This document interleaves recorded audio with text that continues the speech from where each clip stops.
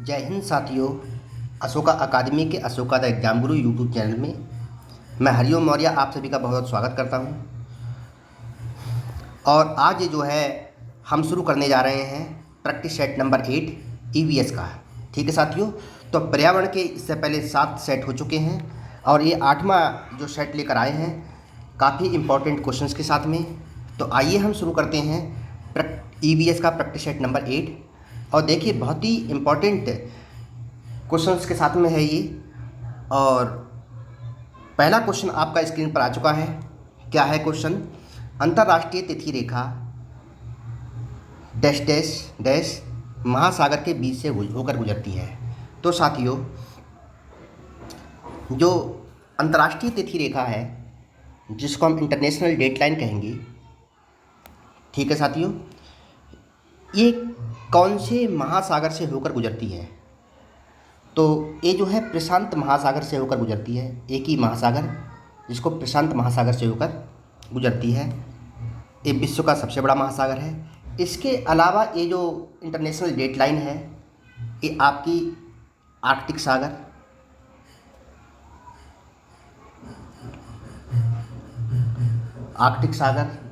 चुकी सागर, bearing straight, जी हाँ साथियों, बेरिंग स्ट्रेट तथा प्रशांत महासागर से होकर गुजरती है। ठीक है साथियों, आर्कटिक सागर, चुकी सागर, बेरिंग स्ट्रेट तथा प्रशांत महासागर से अंतर्राष्ट्रीय तिथि रेखा गुजरती है। आपसे क्वेश्चन ऐसे भी पूछा जा चुका है कि किस एक महासागर से गुजरती है, तो आप प्रशांत महासागर का नाम लोगे। ठीक है साथियों, ऐसा भी क्वेश्चन पूछा गया है कि कहाँ से नहीं गुजरती है, तो आपके 3 ऑप्शन मिलेंगे, जबकि 4 जगह गुजरती है। आर्कटिक, चुकी, बेरिंग और प्रशांत महासागर गुजरती है। तो इनमें से एक को गायब करके कोई दूसरा रख दिया जाएगा और वही आपका जो है सही आंसर हो जाएगा। तो अंतर्राष्ट्रीय तिथि रेखा जिसको इंटरनेशनल डेट टाइम कहते हैं, ये कहाँ से गुजरती है? प्रशांत महासागर से। ठीक है साथियों, ऑप्शन 1 सही है क्वेश्चन नंबर 1 के लिए। भारत का सबसे छोटा दिन कब होता है? काफ़ी बार पूछे जाने वाले क्वेश्चंस हैं ये। भारत का सबसे छोटा दिन कब होता है? देखिए साथियों, ये रही आपकी पृथ्वी और 0 डिग्री अक्षांश रहा जिसको हम विषुवत या रेखा या जो है भूमध्य रेखा कहते हैं। और ये दक्षिणी गोलार्ध में इसको हम मकर रेखा कहेंगे। और ये रही हमारी कर्क रेखा। मकर रेखा पर जो सूर्य लंबा चमकता है वो 22 दिसंबर को चमकता है। और दक्षिणी गोलार्ध का सबसे बड़ा दिन कब होता है? 22 दिसंबर को होता है। जिस दिन दक्षिणी गोलार्ध का सबसे बड़ा दिन होता है वही दिन जो है उत्तरी गोलार्ध का सबसे छोटा दिन माना जाता है। ठीक है साथियों, जब दक्षिणी गोलार्ध का सबसे बड़ा दिन होगा तो वही दिन जो है उत्तरी गोलार्ध का सबसे छोटा दिन माना जाएगा। ठीक है, इस प्रकार से अगर हम देखें तो आपका जो 22 दिसंबर वाला ऑप्शन जो है वो बिल्कुल सही है। मतलब कह सकते हो उत्तरी गोलार्ध में 22 दिसंबर को सबसे छोटा दिन होता है। ठीक है साथियों, बड़े अच्छे क्वेश्चंस हैं।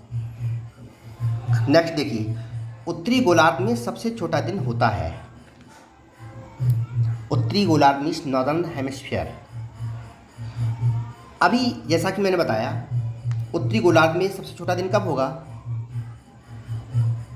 22 दिसंबर के लिए। जबकि इससे पहले क्वेश्चन कौन सा था? भारत का सबसे छोटा दिन कब होगा? ये भी 22 दिसंबर है, ये भी 22 दिसंबर है, जो कि उत्तरी गोलार्ध में ही भारत स्थित है। ठीक है साथियों, तो दोनों का आंसर सेम होगा। नेक्स्ट क्वेश्चन, हिंद महासागर की सबसे गहरी खाई कौन सी है? काफ़ी इंटरेस्टिंग क्वेश्चंस हैं। हिंद महासागर की सबसे गहरी खाई कौन सी है? देखिए साथियों, बहुत जल्दी से रिप्लाई भी करते जाइए।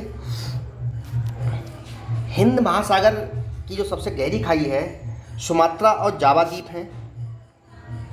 यहीं पर जो जावा खाई है ये हिंद महासागर की सबसे गहरी खाई है। जावा खाई जो है, जावा खाई का जो नया नाम है सुंडागर्त है। आपने को मैंने पढ़ाया हुआ है जो शुंडागर्त जो है नया नाम है इसका, और इसकी गहराई 8047 मीटर है। इसकी गहराई कितनी? 8047 मीटर है। आप समझ जाइए कि शुंडागर्त को ही जावा खाई कहा जाता है। तो हिंद महासागर की सॉरी सबसे गहरी खाई कौन सी हो गई? जावा खाई।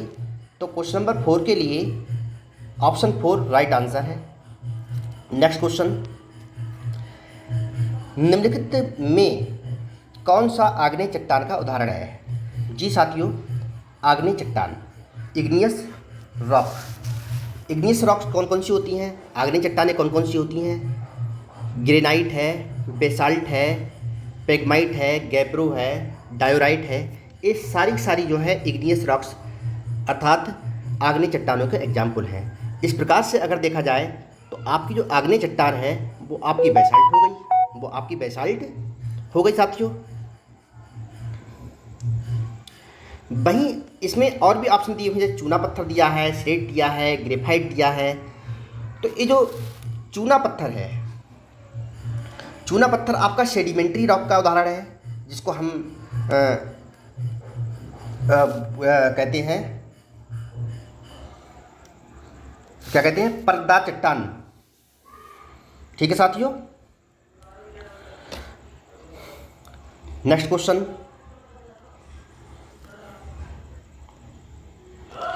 निम्न में से कौन सा कायांतित सेल का उदाहरण है? कायांतित सेल मीन्स मेटामॉर्फिक रॉक। देखिए, मेटामॉर्फिक रॉक जो होती हैं कायांतित सेलें होती हैं,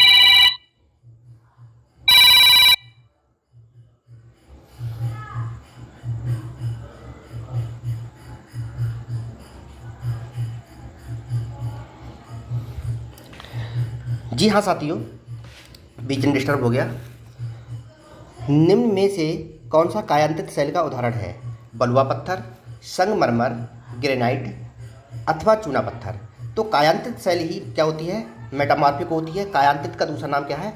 रूपांतरित सेल भी है। कायांतित, रूपांतरित या मेटामॉर्फिक। तो ये सेलें कौन कौन सी होती हैं? हीरा है, संगमरमर है, अब्रक है, क्वार्टजाइट है। ये सारे क्या हैं? मेटामॉर्फिक, कायांतित या रूपांतरित सेलों के उदाहरण है। ठीक है साथियों। तो इसमें अगर आपका देखा जाए तो ऑप्शन कौन सा हो जाएगा? बलुआ पत्थर होगा, संगमरमर होगा, ग्रेनाइट होगा या चूना पत्थर होगा। देखिए साथियों, कायांतित सेल का जो उदाहरण है वो आपका है संगमरमर। ठीक है साथियों, कायांतित या रूपांतरित सेलें। जबकि आपका जो बलुआ पत्थर है, बलुआ पत्थर जो है अपसादी सेल का उदाहरण है। और ये जो बलुआ पत्थर है, बलुआ पत्थर से ही आगरा का लाल किला बना हुआ है। ठीक है साथियों, तो ये बात भी याद रहनी चाहिए, ये भी पूछा गया है आपसे। नेक्स्ट क्वेश्चन, पृथ्वी की पापड़ी में सबसे ज़्यादा पाए जाने वाला धातु कौन है? जिंक, एल्यूमिनियम, तांबा, लोहा। रिप्लाई भी करें साथियों। देखिए, एक भूगर्भ शास्त्री हैं जिनका नाम है स्वेस महोदय। इन्होंने पृथ्वी की 3 लेयर्स बताई हैं। सबसे जो बाहरी वाली लेयर है जिसको बोलेंगे शियाल, सिलिका प्लस एल्युमिनियम। फिर सेकंड वाला सीमा, सिलिका प्लस मैग्नीशियम। फिर है आपका निफे, निकल प्लस फेरम मतलब लोहा। इस प्रकार से अगर हम देखें, इन्होंने पूछा है यहाँ पर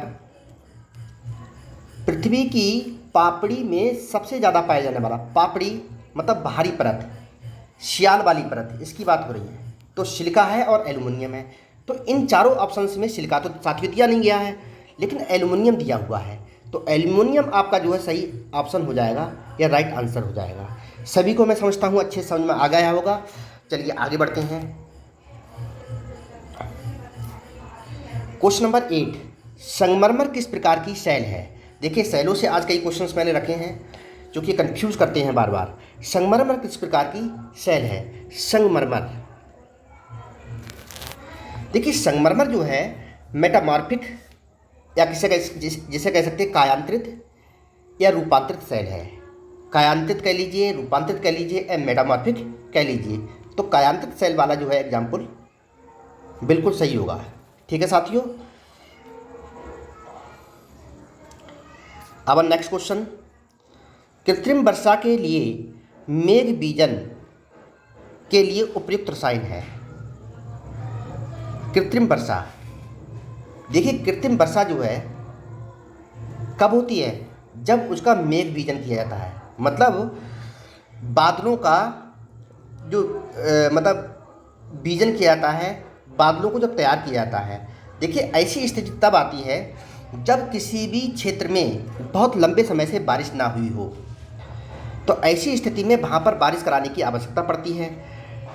तो ऐसा करने के लिए सिल्वर आयोडाइड के जो आयन होते हैं और शुष्क बर्फ के आयन होते हैं, इनको जो है ऊपर भेजा जाता है।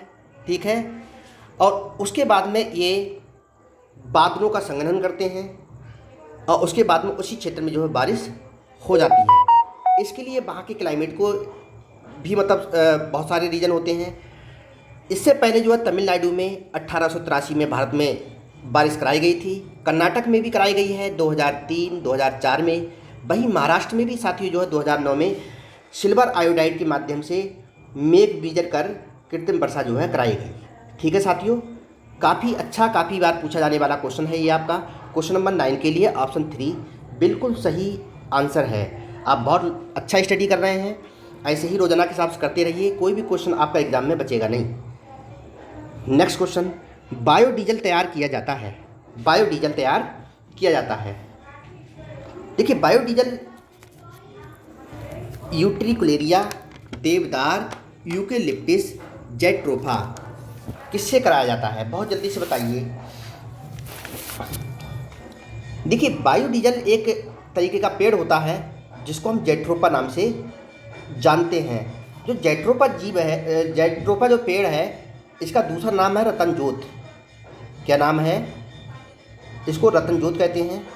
रतनजोत एक ऐसा पर्यावरण मित्र पौधा होता है जो पौधे के समय में पर्यावरण को ऑक्सीजन प्रोवाइड कराता है। इसके अलावा जब इसके बीज से तेल निकाला जाता है तो तेल बहुत ही ज़्यादा औषधीय होता है।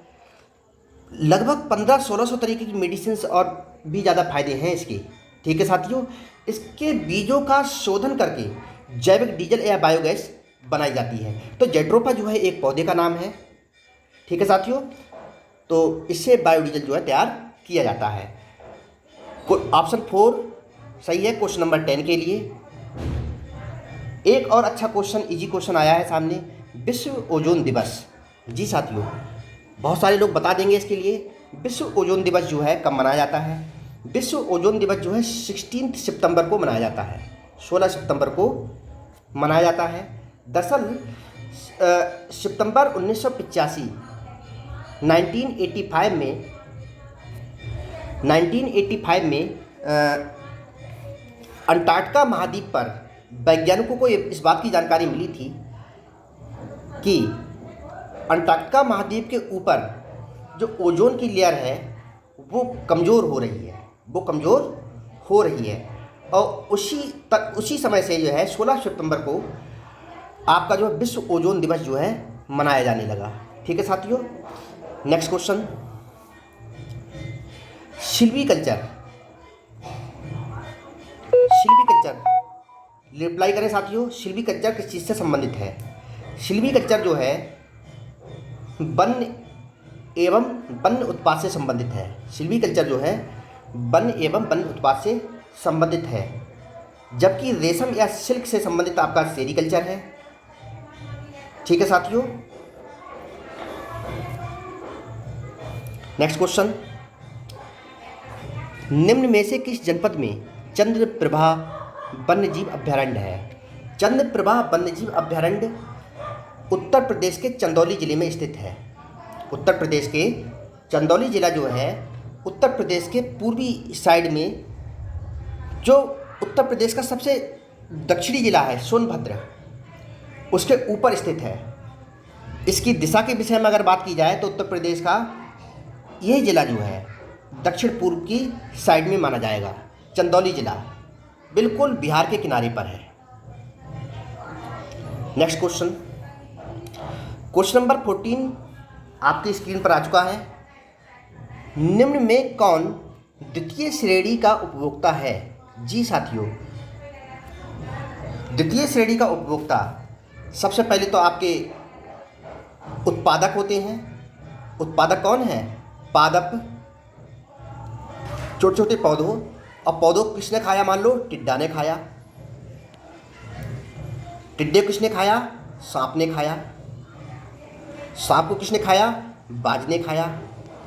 इस प्रकार से जो आपका उपभोक्ता है सेकंड नंबर का कौन सा हो जाएगा द्वितीय श्रेणी का? वो हो जाएगा आपका सांप। तो सांप वाला ऑप्शन जो है यहाँ पर बिल्कुल ठीक माना जाएगा क्वेश्चन नंबर 14 के लिए। नाउ सी नेक्स्ट क्वेश्चन, निम्न में से कौन सा वायु प्रदूषण का एक जैव सूचक है? जैव सूचक कौन है? देखिए साथियों, वायु प्रदूषण का एक जैव सूचक लाइकेन, फर्न, मनी प्लांट, अमरबेल। अगर हम इनमें से देखें तो ये जो लाइकेन है, लाइकेन वायु प्रदूषक का एक जो है जैव सूचक का कार्य करता है। यह सहजीवी होता है। ये कैसा होता है साथियों? सहजीवी होता है। सहजीवी होता है, ठीक है। छोटी वनस्पति का समूह होता है एक तरीके से। ये पेड़ों की छाल पर, प्राचीन दीवारों पर, चट्टानों पर, शिलाओं पर, इस प्रकार से जो है छोटी छोटी वनस्पति के रूप में उगा हुआ पाया जाता है। नारंगी, लाल, बैंगनी, बहुत सारे इसके रंग भी होते हैं, ठीक है साथियों। तो आपका जो है ऑप्शन 1 सही हो जाएगा क्वेश्चन नंबर 15 के लिए। Now see next question, question number 16, प्रदूषण युक्त वायुमंडल को निम्न में से किसके द्वारा स्वच्छ किया जा सकता है या किया जाता है? देखिए, बहुत अच्छा क्वेश्चन है ये। प्रदूषण युक्त वायुमंडल है। प्रदूषण युक्त वायुमंडल आप समझ लीजिए। एक एग्जाम्पल थोड़ा सा बता रहा हूँ, तब तक आप इसको रिप्लाई कीजिए। जब भी ठंड बहुत ज़्यादा पड़ती है तो दिल्ली जैसे सिटी में इनविजिबिलिटी की समस्या खड़ी हो जाती है। सुबह सुबह के समय में बहुत ज़्यादा कोहरा आ जाता है और रोडों के सामने का बिल्कुल दिखना बंद हो जाता है। ऐसी स्थिति में जो उससे निजात पाने के लिए, जो कि ऐसा होता है एरोसोल्स जो होते हैं हवा में, वो काफ़ी ज़्यादा नीचाई पर आ जाते हैं और इतने डेंस हो जाते हैं कि सामने की विजिबिलिटी जो है ख़त्म हो जाती है। ऐसी स्थिति से निपटने के लिए एक ही बेहतर प्रकार है कि उस वहाँ पर जो है वर्षा हो जाए। तो वर्षा से वो जो एरोसोल्स होते हैं, जो नीचे नीचे ज़मीन पर रहते हैं, जो हमको देखने ही नहीं दे रहे हैं सामने का कुछ भी, वो नीचे बैठ जाते हैं और हमारा जो है वहाँ का जो इन्वायरमेंट है वो साफ़ और सुथरा हो जाता है, स्वच्छ हो जाता है। कई बार आपने साथियों ऐसा भी आजमाया होगा कि बहुत ज़्यादा आंधी आई, तूफान आया और बहुत ज़्यादा जो धूल वगैरह ऊपर उड़ गई, बहुत सारे धूल का हो गए, सामने का दिख नहीं रहा है, बिल्कुल विजिबिलिटी बहुत ज़्यादा कम हो गई, दृश्यता बहुत ज़्यादा कम हो गई और उसके बाद में तेज़ से बारिश हो जाती है। उसके बाद हमको लगता है कि आसमान या बहुत बहुत दूर तक का साफ साफ दिखाई नहीं देता है, बहुत ज़्यादा साफ हो जाता है वहाँ का वायुमंडल उस क्षेत्र का, ठीक है साथियों। तो वर्षा करके, लेकिन वहाँ पर जो कृत्रिम तरीका अपनाया जाता है दिल्ली जैसी सिटी में, छिड़काव करके पेड़ों पर, और इस प्रकार से बहुत सारे जो तरीके अपनाए जाते हैं, लेकिन सबसे कारगर तरीका है वर्षा का हो जाना, ठीक है। तो प्रदूषण युक्त वायुमंडल को किसके द्वारा स्वच्छ किया जाता है? तो वर्षा द्वारा किया जाता है। ऑप्शन 3 सही है फॉर क्वेश्चन नंबर 16। हम समझते हैं आप सभी को बहुत अच्छे से समझ में आ रहा होगा। अपनी प्रतिक्रिया भी कमेंट के माध्यम से देते रहें। कमेंट के माध्यम से साथियों प्रतिक्रिया देना का बिल्कुल ना भूलें। इससे क्या होता है कि हमें सही स्थिति का पता चलता है क्लास की, ठीक है। जलवायु परिवर्तन का कारण क्या है? ग्रीन हाउस गैसें, ओजोन परत का क्षरण, प्रदूषण या उपरोक्त सभी। बहुत जल्दी से रिप्लाई करने की कोशिश करें। जलवायु परिवर्तन का कारण है, देखिए जलवायु परिवर्तन किससे होता है? जब तापमान बढ़ जाता है और तापमान वृद्धि में ग्रीन हाउस गैसेस का जो है बहुत ज़्यादा योगदान होता है। इसके अलावा तापमान कब बढ़ता है?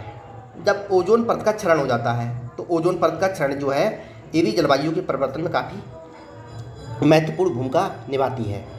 और दरअसल ओजोन परत का क्षरण कब होता है? जब प्रदूषण बढ़ता है। प्रदूषण कब बढ़ता है? जब ग्रीन हाउस मतलब जो है फैक्ट्रियों के धुएं से और भी बहुत सारे रीजन्स हैं पोल्यूशन के, ठीक है साथियों। तो ये तीनों रीजन जो है उत्तरदायी हैं जलवायु परिवर्तन में। इस प्रकार से अगर हम देखें तो आपका जो आंसर है, ऑप्शन है, वो उपरोक्त सभी वाला सही हो जाएगा, ठीक है साथियों। तो उपरोक्त सभी ग्रीन हाउस गैसें, ओजोन परत का क्षरण, प्रदूषण, ये तीनों ही कारक जो हैं जलवायु परिवर्तन का कारण बनते हैं। नाउ सी नेक्स्ट क्वेश्चन, निम्न में से कौन सी अंतर्राष्ट्रीय संस्था पूरे विश्व में पर्यावरण सुरक्षा की देखभाल करती है? पूरे विश्व में पर्यावरण सुरक्षा की देखभाल करने वाली जो संस्था है वो आपकी है WWF, world wide fund for nature, ठीक है साथियों। WWF, world wide fund for nature साथियों। और इसकी स्थापना जो है 19 अप्रैल 1961 को हुई थी पर्यावरण की सुरक्षा के लिए। उद्देश्य है पर्यावरण संरक्षण। इसका जो मुख्यालय जो है स्विट्जरलैंड में है,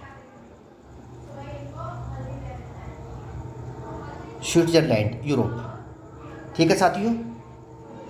नेक्स्ट क्वेश्चन, कीटनाशकों के अत्यधिक इस्तेमाल से होगा, बताइए। बहुत इजी क्वेश्चन है। वायु प्रदूषण, जल प्रदूषण, ध्वनि प्रदूषण या उपरोक्त सभी? बहुत जल्दी से बताइए। कीटनाशकों के अत्यधिक इस्तेमाल से होगा वायु प्रदूषण, जल प्रदूषण, ध्वनि प्रदूषण अथवा उपरोक्त सभी?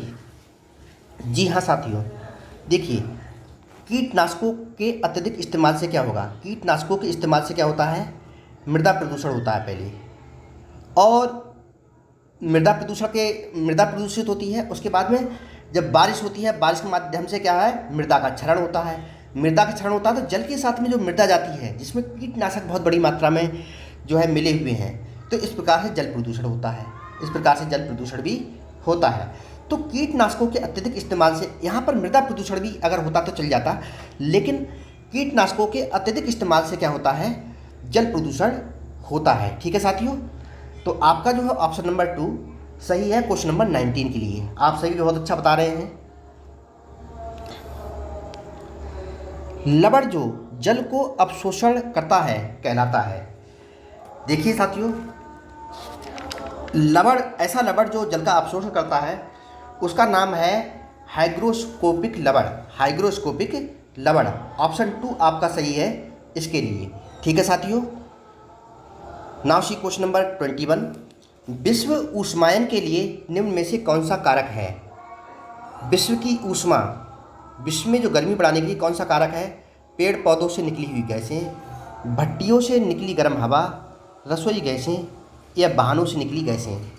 देखिए साथियों, विश्व का ऊष्मायन, जहाँ तक विश्व के ऊष्मायन की बात आएगी तो विश्व के ऊष्मायन में सबसे पहली चीज़ तो यह है, पेड़ पौधों से निकली हुई गैसें तो ऑक्सीजन निकलती है, ठीक है साथियों। ये तो विश्व की ऊष्मा को या गर्मी को नहीं बढ़ाएगी। भट्टियों से निकली हुई गर्म हवा, ये भी बहुत ज़्यादा नहीं है, ठीक है, क्योंकि CO2 निकलता है, CO2 तो ऑक्सीजन में कन्वर्ट कर ही देंगे पौधे। रसोई गैस, इसका भी बहुत ज़्यादा प्रभाव नहीं है। लेकिन साथियों एक गैस निकलती है जिसको बोलते हैं कार्बन मोनोऑक्साइड, जो कि गाड़ी के वाहनों से निकलती है, कार्बन मोनोऑक्साइड। तो कार्बन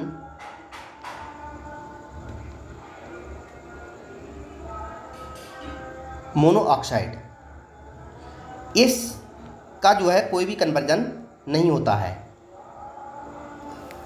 सपोज डेट कार्बन निकलती है साथियों, कार्बन तो ऑक्सीजन में कन्वर्ट कर देते हैं पौधे, लेकिन कार्बन मोनोऑक्साइड के साथ में ऐसी कोई प्रक्रिया नहीं होती है। तो गाड़ी से जो निकलने वाले, वाहनों से जो निकलने वाली जो गैस है, जो धुआं है, इसका कोई भी कार्बन मोनोऑक्साइड का कोई भी कन्वर्जन नहीं है। तो विश्व के ऊष्मायन के लिए कौन सा कारक उत्तरदायी है? वाहनों से निकलने वाली गैसें, ठीक है साथियों। नाउ सी नेक्स्ट, धातु में प्रस्तर किसे कहा जाता है? धातु में प्रस्तर किसे कहा जाता है?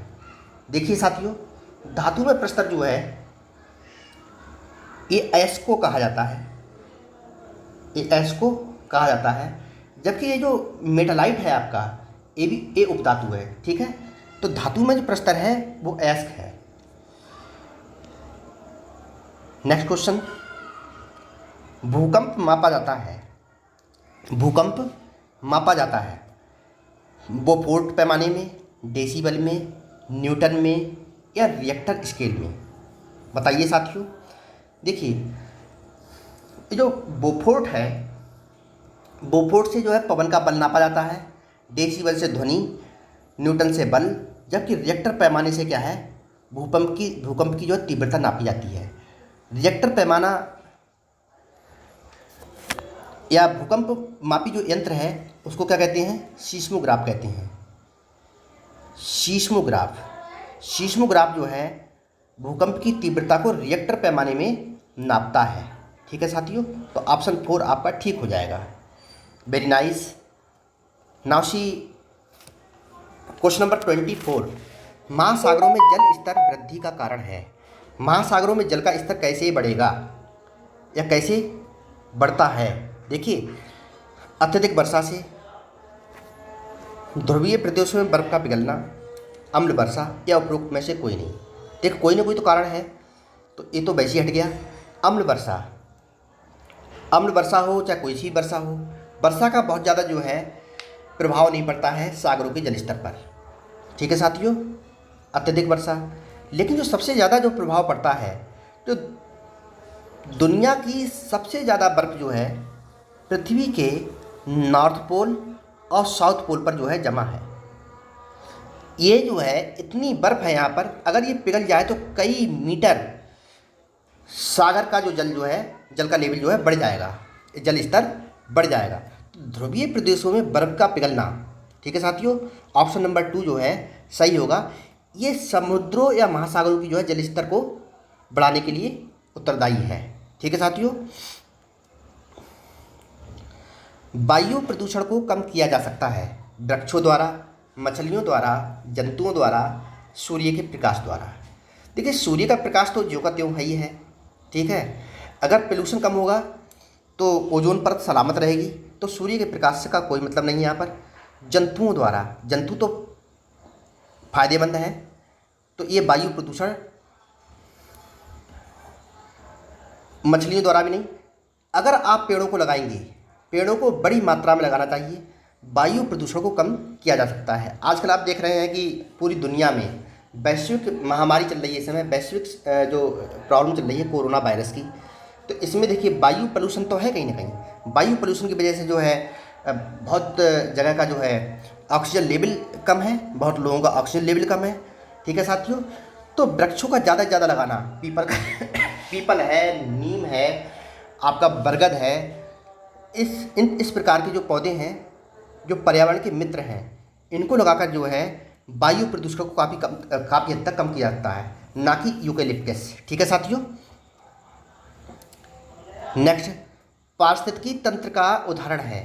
क्वेश्चन नंबर 26, पारिस्थितिकी तंत्र का उदाहरण है। देखिए, पारिस्थितिकी तंत्र के लिए उन दशाओं का होना बहुत ज़्यादा आवश्यक है जहाँ पर पशु हैं, पक्षी हैं, एक क्रम में रह सकें। केवल वायु, केवल जल, केवल मृदा उनके लिए ज़रूरी नहीं है। तालाब एक ऐसी जगह है जहाँ पर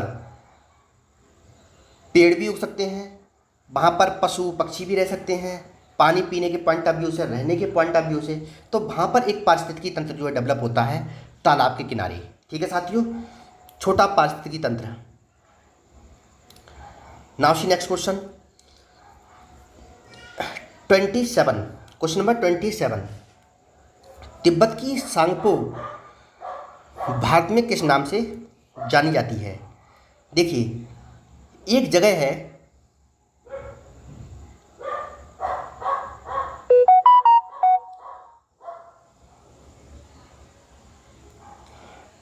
यहाँ पर रही आपकी मानसरोवर झील। मानसरोवर झील तिब्बत से एक नदी निकलती है जिसका नाम है सांगपो, और ये अरुणाचल प्रदेश से एंटर करती है भारत में, अरुणाचल प्रदेश, असम होते हुए, और ये बंगाल की खाड़ी में आ जाती है। ठीक है साथियों, यहाँ पर इसका नाम है TSANGPO डबल ओ, सांगपो या सांगपू।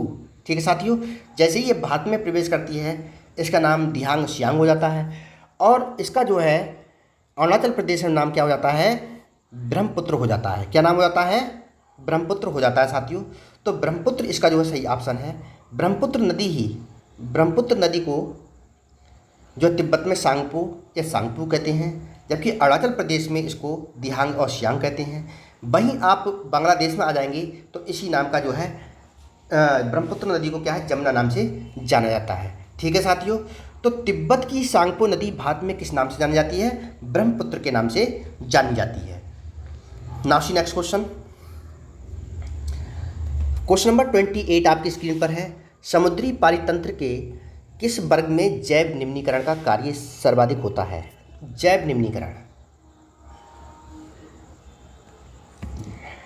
समुद्री पारितंत्र के किस वर्ग में जैव निम्नीकरण का कार्य सर्वाधिक होता है।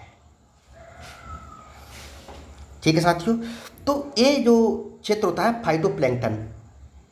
फाइटोप्लैंक्टन जो है छोटे छोटे जो है प्राथमिक समुद्री पौधे होते हैं, समुद्री वनस्पति होती है, जो जिनको जो है जू प्लैंक्टन खा जाते हैं, और जू प्लैंक्टन को जो है बड़े बड़े जलीय जीव खाते हैं। ठीक है साथियों, जिनको हम नेक्टन्स के नाम से भी जानते हैं। तो फाइटोप्लैंक्टन में जो है जैव निम्नीकरण का कार्य सर्वाधिक होता है।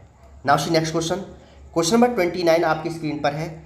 हैदराबाद में स्थित हुसैन सागर झील किस जीव की वृद्धि से नष्ट हुई है। हैदराबाद में स्थित हुसैन सागर झील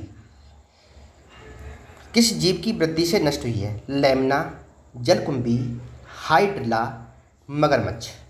बहुत जल्दी से बताइए साथियों। देखिए, जो हुसैन सागर झील है हैदराबाद, और हैदराबाद क्या है, आपका जो तेलंगाना की राजधानी है, और इसमें बहुत बड़ी मात्रा में जलकुंभी हुई, और इसने जो है इस झील को काफ़ी प्रभावित किया। देखिए साथियों, गांव के आसपास जो है बहुत सारे तालाब होते हैं, और उन तालाबों में जलकुंभी का पौधा हो जाता है। जलकुंभी क्या होती है, जलकुंभी कई मायनों में काफ़ी बेनिफिशियल भी है। ये जल का शोधन भी करती है। जल में मिला हुआ जो पारा है और भी बहुत सारे अपमार्जक होते हैं, उनको ये ग्रहण करके जो है करती है, और काफ़ी मात्रा में ये जो है कार्बन को ऑक्सीजन में कन्वर्ट भी करती है। ठीक है साथियों, लेकिन जलकुंभी जब बहुत ज़्यादा हो जाए तो वो भी जो है बहुत ज़्यादा वो नुकसानदायक हो जाती है। ठीक है साथियों, इस प्रकार से आपका क्वेश्चन नंबर 29 का सेकंड ऑप्शन सही हो जाएगा, जलकुंभी। Next and last question. देखिए साथियों, निम्नलिखित में से कौन भारत में जूट के उत्पादन के बारे में सही नहीं है। जूट के उत्पादन के बारे में सही नहीं है, बहुत जल्दी बताइए साथियों। यह एक नकदी फसल है। यह असम भारत में इसका सबसे बड़ा उत्पादक है। यह मुख्य रूप से भारत के उत्तर पूर्वी राज्यों में उगाया जाता है। बांग्लादेश पूरी दुनिया में इसका सबसे बड़ा उत्पादक है। देखिए, भारत में जूट उत्पादन के बारे में सही नहीं है। देखिए, ये तो सत्य है कि बांग्लादेश पूरी दुनिया में इसका सबसे बड़ा उत्पादक है। ये ऑप्शन आपका ठीक है। ठीक है साथियों, मुख्य रूप से भारत के उत्तरी पूर्वी राज्यों में जूट का उत्पादन होता है, ये भी ठीक है। ये एक नकदी फसल है, ये भी ठीक है। तो ठीक कौन सा नहीं है, सेकंड नंबर वाला ठीक नहीं है। असम भारत में इसका सबसे बड़ा उत्पादक है। देखिए, पूर्वोत्तर राज्यों में जूट उपजाया जरूर ज़्यादा जाता है, लेकिन असम जो है अग्रणी राज्य नहीं है। ठीक है, जूट उत्पादन में। तो साथियों, आपका जो ऑप्शन नंबर 2 वाला जो है भारत में जूट उत्पादन के बारे में सही नहीं है, तो सेकंड वाला सही नहीं है। तो इस प्रकार से जो सेकंड ऑप्शन है यही आपका जो है पूछा गया है, कौन सा सही नहीं है। इस प्रकार से आपका जो है ये आज की जो आंसर प्रैक्टिस सेट है ये पूरा होता है, और जो नेक्स्ट हमने आंसर की लगाई है ये चेंज करने को रह गई है, ये जो है रॉन्ग है, तो इसका सहारा नहीं लें आप लोग। ठीक है साथियों, आज का क्लास कैसा रहा कमेंट के माध्यम से बताएं, और इसी के साथ साथियों सभी को जय हिंद जय भारत।